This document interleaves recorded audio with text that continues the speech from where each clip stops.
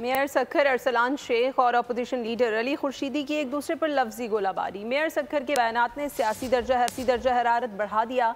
Opposition leader ने भी जवाबी वार कर दिया। अली खुर्शीदी ने दावा किया कि MQM PP से सक्खर वापस लेगी। अरसलान शेख ने कहा, सक्खर आपको अलविदा कह चुका है। अपने दौरे निजामत में आपने एक सड़क तक नहीं बनाई। अब आकर सक्खर देख लें। आप आज इसलिए आए कि PP केनाल्स के मामले पर सीना सपर होकर खड़ी है। पूरा पाकिस्तान जानता है आपकी सियासत सिर्फ वजारतें लेने तक है। चोलिस्तान केनाल निकाले जाने के खिलाफ भरपूर एहतजाज करेंगे।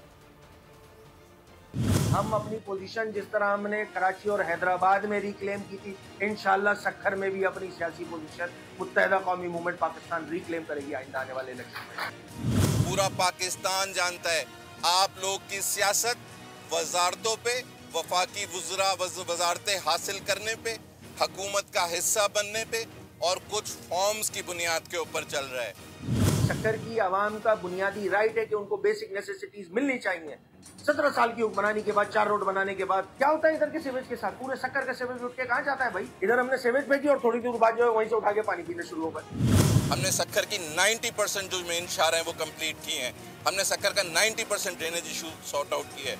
सक्खर वाहिद शहरों का 26 माह में देर भी इसलिए हुई कोविड और 2022 की बरसातों के से सारे मेगा मंसूबे हमारे जो हैं वो रुक गए थे, लेकिन आज वो सारे मंसूबों पे काम चल रहा है।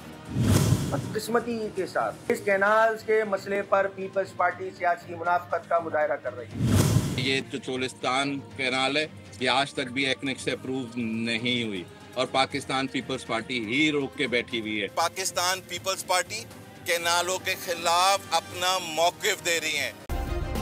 सब्सक्राइब करें और बेल दबाएं ताकि कोई खबर रह न जाए।